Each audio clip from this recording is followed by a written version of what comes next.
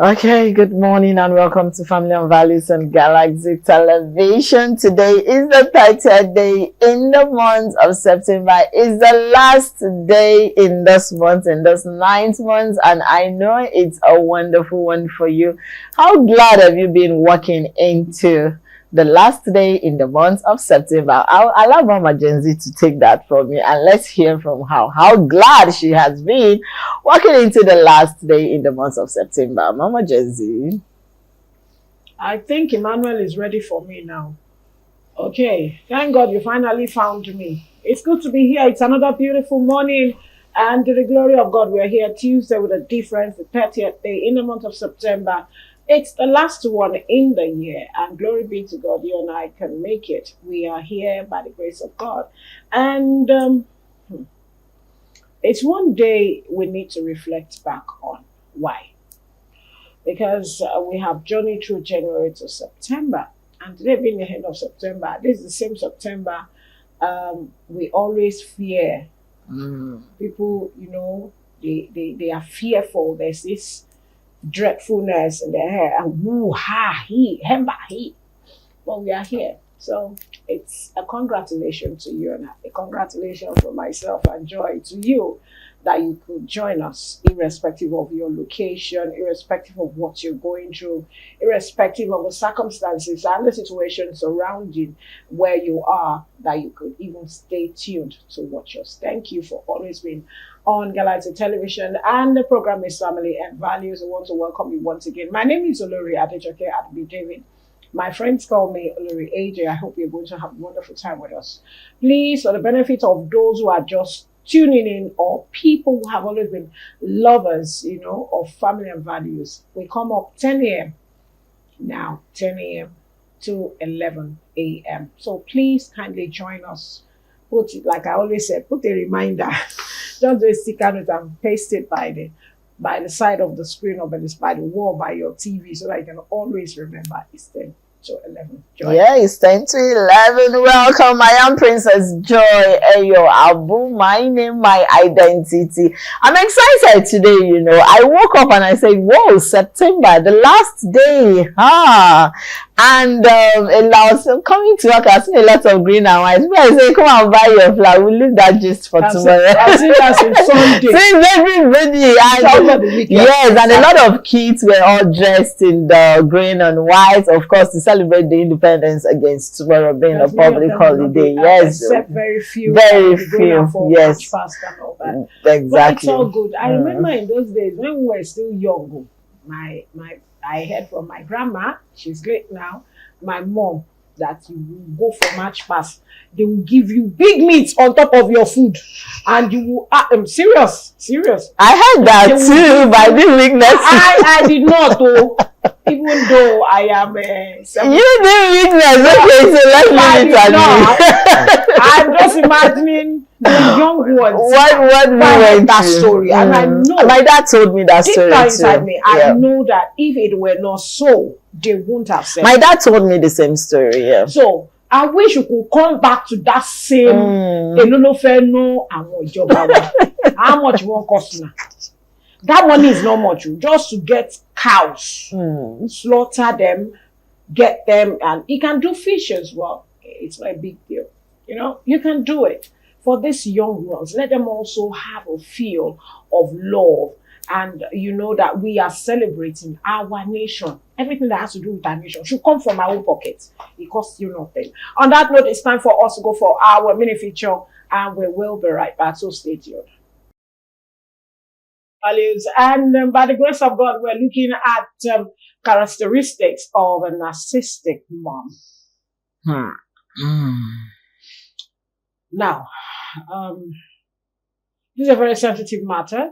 Sensitive because it walks through different stages of an individual, and it's not something we need to be mockery about. Many of us grew up with mothers who have this character, and we misunderstand it. We misunderstood it. We see it as You know, it's like you're putting someone in a box and you're trying to like, this is who this person is. No, it's more than who that person is. We can help such mothers. We can help them. We can open their eyes to reality. Some of them will find it difficult to even accept, yes. But we can open their eyes to the reality, to the fact that this is an ailment. It's an ailment. It's a sickness. And the only person who can help is God. But physically, we can also help. We have a psychologist, a clinical psychologist, who can take them to the process of recovery. The unforgiveness, the bitterness, the frustration, the stress, the history of all those days, the way they were brought up, and they're now extending it to their children and their children to the grandchildren. And even when their grandchildren, comes around, they find children of today, they ask questions. And they don't want to see, there are some nasty things they don't even want to be part of. They will tell you point blank and come to reality and let you know that, no, even if it's that, why can't, what is happening? So to discuss this topic this morning, myself and Joe will be talking with Oluremi Lawal. He's a parenting coach. He's also an author, he's a writer, and also the CEO of Trust Leadership Consult. And he's joining us via Zoom from Ibadan. Beautiful morning to you, Oluremi Lawal. How are you this morning? Good morning. Okay. Good morning, Olori. Good morning, Joy. Same here.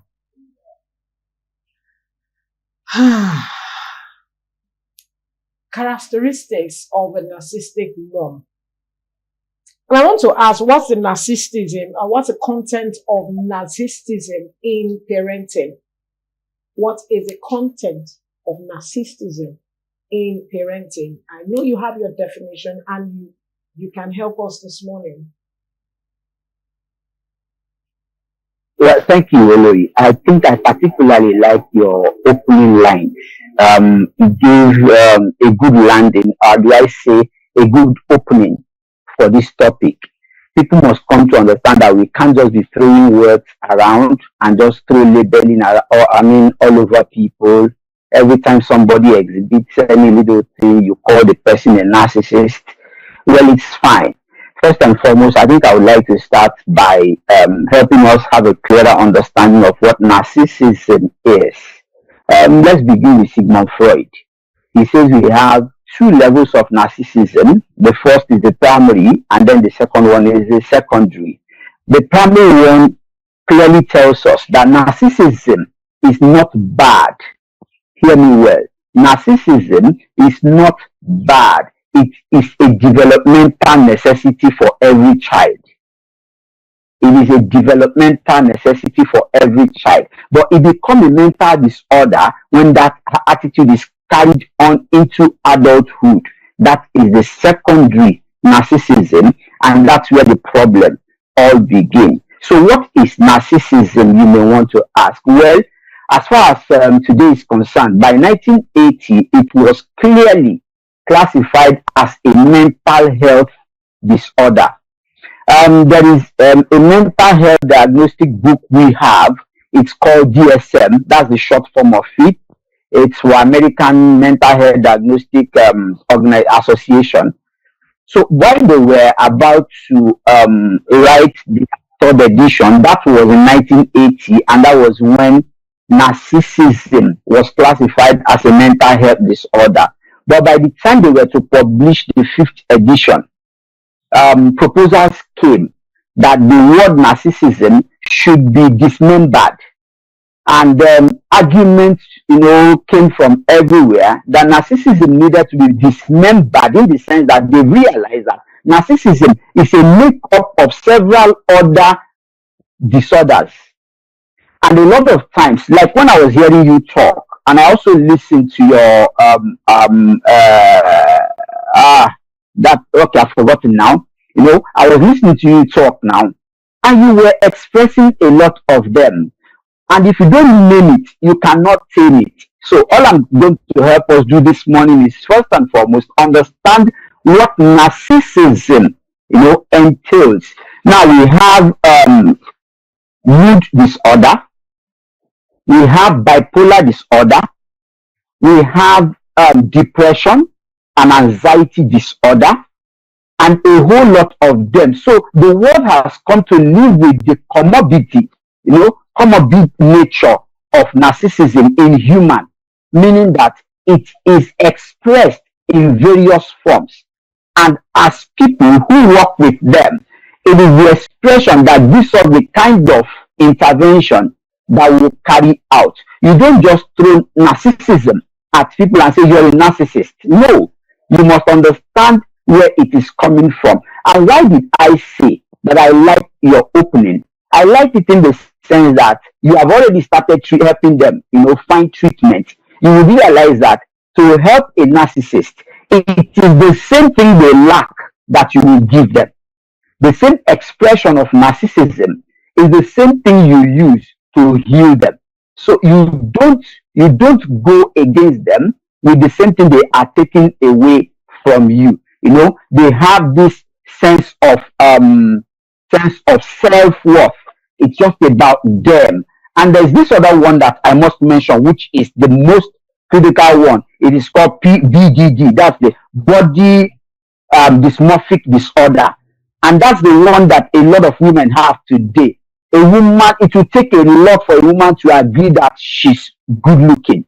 It will take a lot for a woman to agree that I think I am good the way I am right now. It takes a lot. It takes a lot. So women will just want to do a lot of things, just to make sure that and that's the one that is common among women. Most people do not know that it's a narcissistic tendency, it's a narcissistic behavior. Because when you're done putting on your $1 million jewelry, your makeup, you bought it from the best makeup in the world. Your everything you have on you, your bag is the most expensive one. You're still not satisfied with yourself. That is the height of narcissism. So it's not always about your aggression to others or the way you respond to others. It's not always about that. There are times that you feel too hard on yourself. And then again which is another one that they hardly look out for. And that's when it's escaping me right now. They hardly agree that they've done well. The same way they look at you, they have too much expectation of you. So no matter what you do, a narcissistic person would come in and look at it from the point where you have not done, not the point where you have done. And it's the same thing they do to themselves. They are never ever satisfied with any result or outcome. So they want the best out of the best, which is not a bad thing in its entirety. But the thing is, they don't have that sense of appreciation to say, wow, I got here. I did this. No, it's always about what they have not done. And then attention is very important to them. Every attention must be on them. If they enter a room, it doesn't matter if the person is dying. That person who is dying must ignore death and concentrate on them. If you don't concentrate on them, you have pulled heaven down to earth. So it's a disorder that they cannot control. And let's get to the foundation right now. These people were not born like this. These are people who grew up. A lot has been denied them. A lot has been taken away from them. Attention when they wanted it was not readily available. To get attention, they needed to fight for it.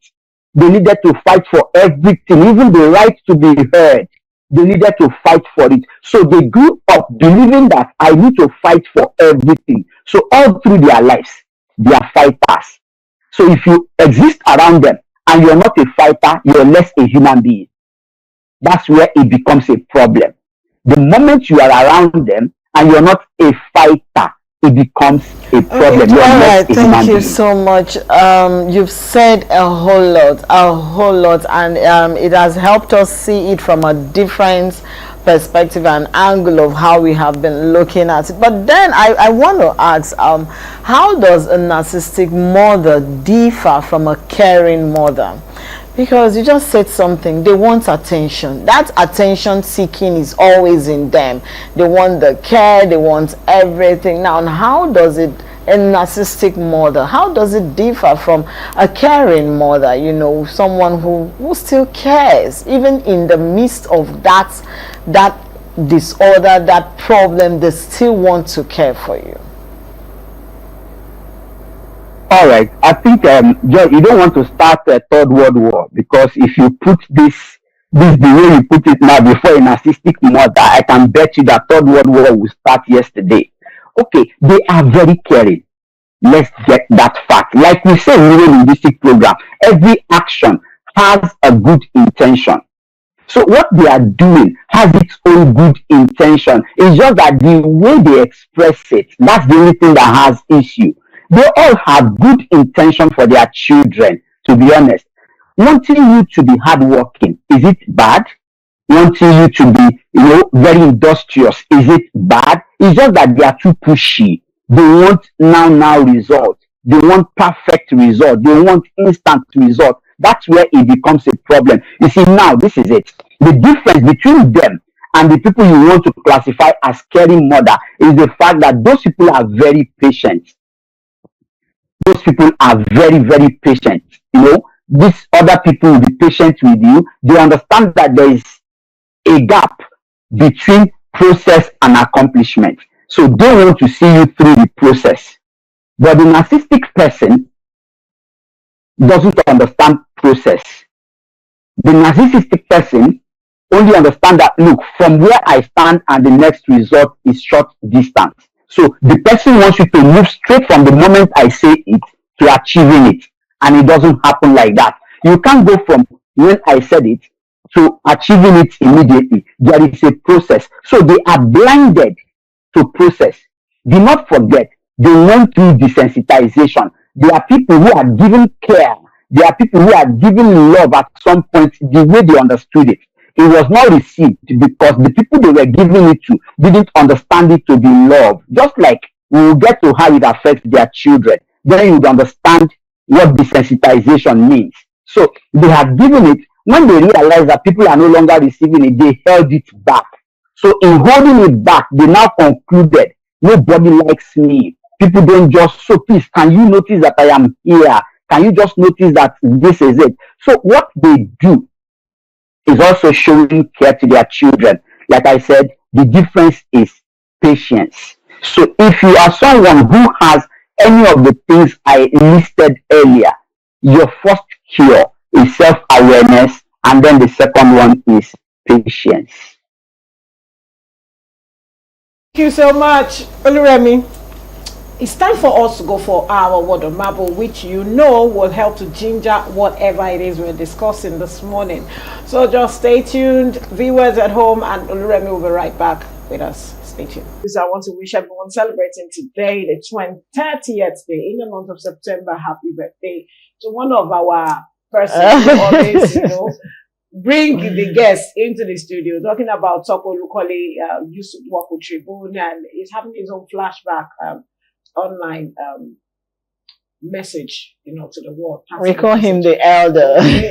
So Toko Lukole, happy birthday, and also to Pastor Oluwani, I made him Oluwani Jedediah, my music director. Happy birthday to you as you had another year. And to everyone who take time, your son, your daughter, your wife, your husband, who have always been part of Family and Value, wish you happy birthday and happy celebration. Okay, so we're still discussing characteristics of a narcissistic mom. And Oluremi Lawal is still very much with us. Oluremi, we're back. We're back. Come back with us. Okay, we're back. We're back. Okay, so I want to ask, at times they have this symbolic way of acting. So how does narcissistic mom use guilt on their children? Just like our word on marble.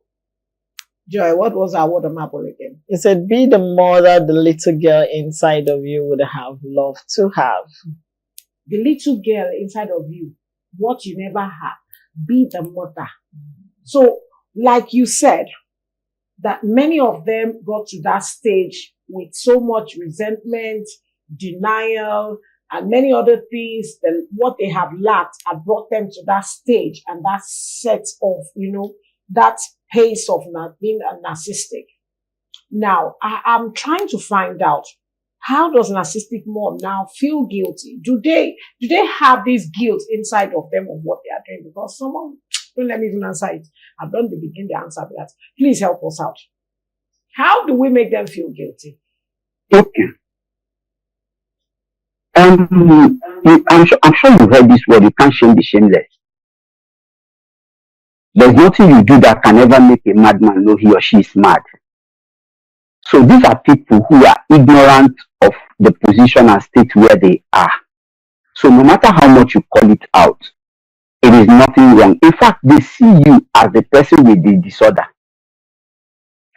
Have you heard parents who inflict injuries on their children in the name of discipline? So when you talk about how you go into negotiation with your own children, they will look at you as if, are you okay? In this age and time, when you're supposed to use cane to correct, the Bible says cane is the correction. Use cane.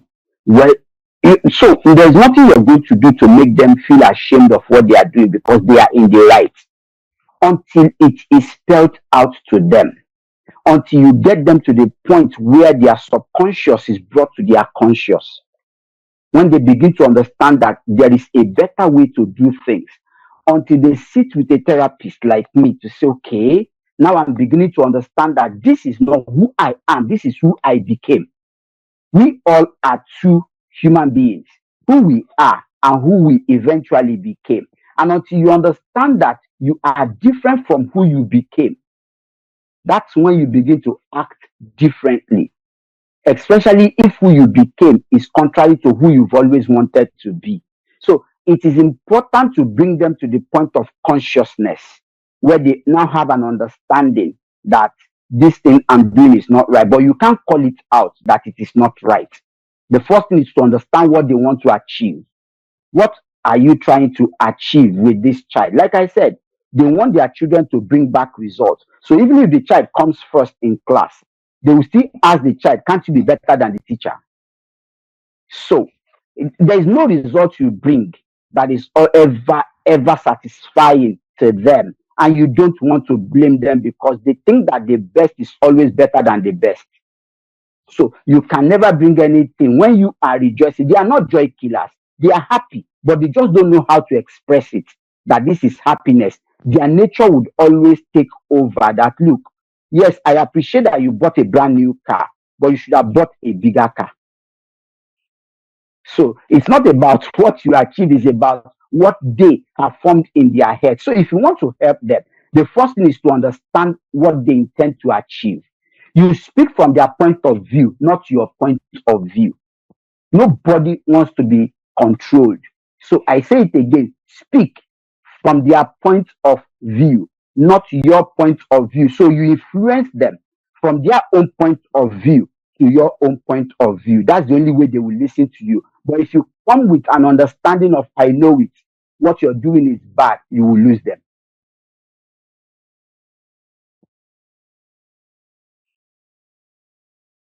Why is it that a lot of these mothers that find themselves in this condition, so that I don't cause a third world war by calling them narcissists, why do they struggle with empathy? I watched something that happened in my street sometime 3 weeks ago.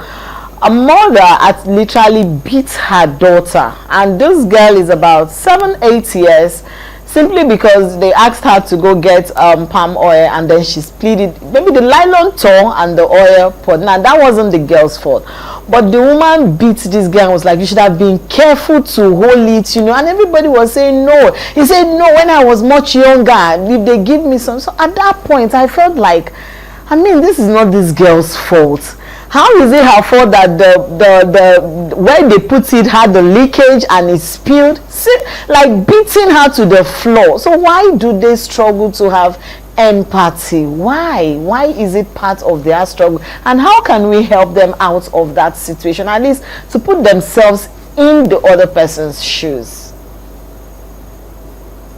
All right. I'm glad you made reference to where I opened up this conversation. I told you that everything they express are things they lack. And then what they eventually thought that life meant is what they are now expressing this moment. So you heard her when she said, when I was much younger, if they sent me, I will be much more careful. So what they do is that they want you to live in their mind. They want you to live the way they live. You can never live an independent life with them. So it's not about them not being empathic rather. They are empathic in their own way. But the thing is, you're not prone to make mistakes. You should be a perfect human being. So it's a perfectionism tendency, which is a trauma imprint. So it's not perfectionist, it's perfectionism. So it's a trauma imprint and they grew into it. So to help them, like I said earlier, everything you notice they lack, give it to them. Like when she did that thing, if I was to be there, no, this girl should have been more careful, truly. To be honest, she should have been more careful. But I think she didn't make the nylon. The nylon gave way. She began to see from that point that that's true. This girl did not make the nylon. Somebody older than her tied the nylon and handed over to her. You see, I'm beginning to bring her to the point where she is, dismembering the event to know that the nexus is longer than the child. It started from somebody. What if this girl had been careful, knowing that you taught her how to be careful, but somebody handed her something wrongly and she was in a hurry to come and give it to you? You see, I'm beginning to help her reframe the entire incident. If you don't help them reframe, they will never see it differently. Like I said, judgment will not work with them. In fact, if you attempt judging them, you're in trouble. If she can beat you, she'll beat you better than she beat her daughter. If you get what I'm saying. So help them reframe, show her empathy. Wow. Only God in this time that the oil is very expensive. See how much that, and I'm sure this girl didn't set out to spill this thing. The nylon must have been bad, and it is the person who gave it to her that one should blame. Is seeing it differently. So you help her see empathy, help her feel empathy, but start by empathizing with her. I made her understand now that I empathize with you that you have lost money. This money cannot be recovered. Then I made her see that she trained this child to be very careful. Something must have gone wrong. Now we began to explore what went wrong. Every of these things, I did them in less than 2 minutes. So you don't go looking at it from what she's not doing. Because in our style, we don't look at who is wrong. We look at what is wrong.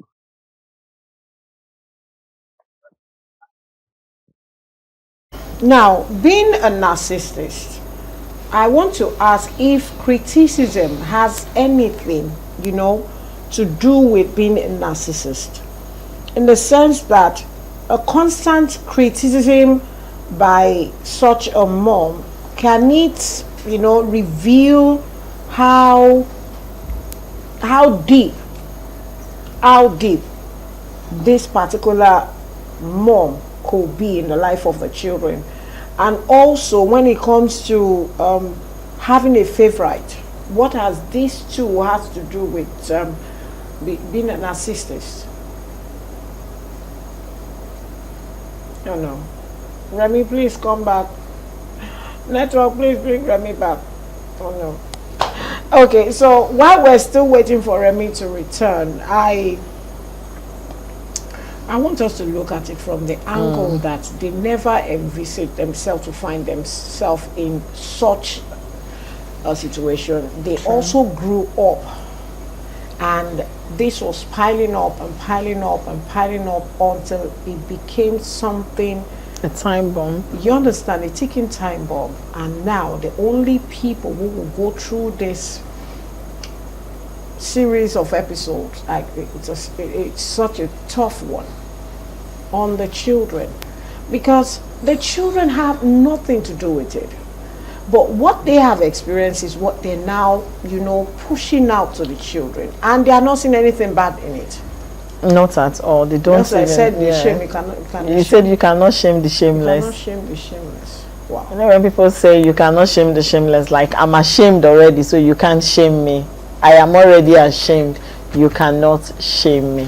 So how do you think mothers who are in this state? What do you think one can do to help this? Honestly speaking, over time and over years, I didn't realize it was a disorder until I started reading and then hearing people's stories and experience. Then I knew that, oh, truly this thing is a disorder. We actually thought that, oh, we just grew up with parents who didn't like us, who wanted us to be perfect by all means, by all means they don't want you to make mistakes. But then we realized that they are just a reflection of their own personal trauma, what they went through and what they've been through. That's what they are reflecting.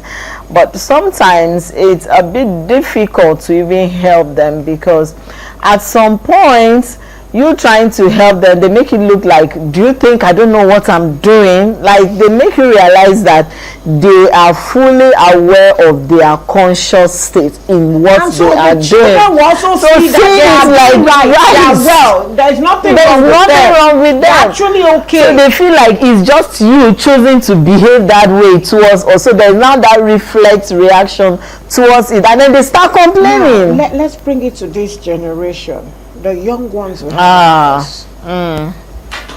narcissistic mom. How do you? Okay, Remy, welcome back.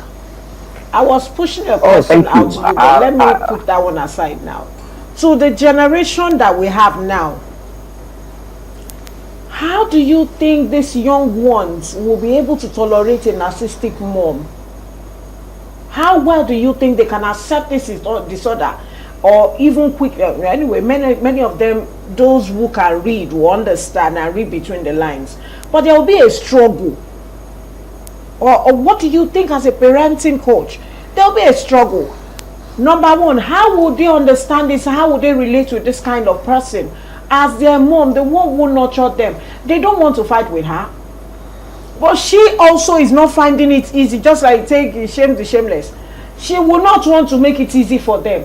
How should they handle this? Because it's a lot of trouble out there, I tell you. All right. We live in a generation that is enjoying a lot of liberty. So it will be difficult, especially in cosmopolitan cities like Lagos, Abuja, Port Harcourt. It will be difficult for any narcissistic parent, to want to hold down any child. The society has become so large. The days when these things were very dominant was days when it was difficult for your children to hear from other people. It was narrowed. But right now, while you're doing your thing, the child is listening to somebody else, and children have other people they interact with. So it's difficult for most of the things you say to sink and sit with your children, which is why parenting in this time needs to be very influential. Not something you do in passing. It must be it must be something you're taking up, not a hobby, not something you do as a passerby. It's something you do with your zest and your passion. So in this present time, these children don't have so much problem because they have so many things that is distracting them from your activities. By the way, can we please balance it that we have narcissistic parents, not just a woman. Men are equally narcissistic in nature. So I just needed us to put that narcissism is not gender sensitive. Narcissism is for human beings. So there are men who are narcissistic in nature. They are just not that prominent out there. So like you were saying, for children these days, they have lots of distraction. Before you know it, somebody is calling them to come play games. Somebody is calling them to come watch a movie. Somebody is calling them to come sing a song. And somebody is calling them to come sniff something. That's where the danger is. So depending on what your child finds, as a succor, some might find smoking, some might find sex, some might find friends, and they will find all manner of things. So your pressure is not getting to them. As far as you are concerned, you think that it is not getting to them. It is getting to them so hard, but they have other things that they are deflecting. So instead of dwelling on your misdemeanor, instead of dwelling on your pressure on them, they deflect it to some other things.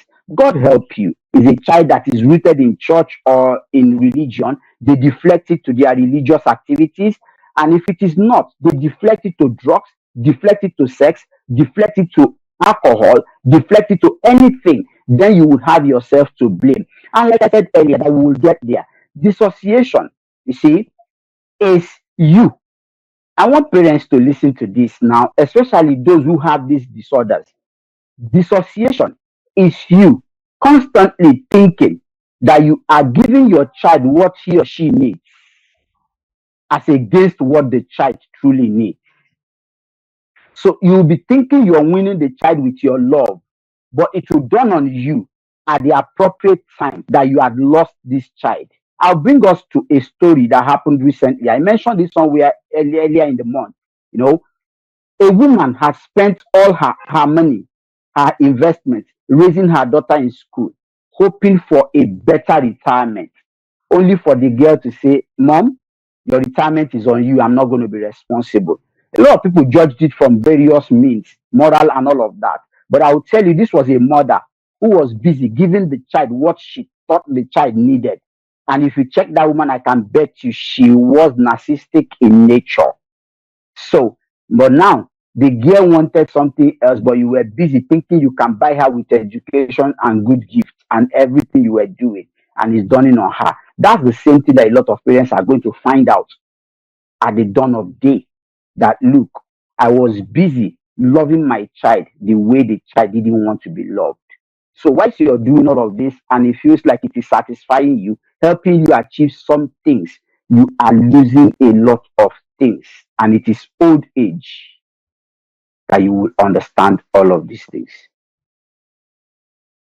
Indeed, it's old age that you will understand a lot of this, and most times you see this thing playing out at very old age. Thank you so much, Remi Lawa, for giving us an insight into today's topic. I know it will help a lot of people out there. Thank you, thank you, thank you so much.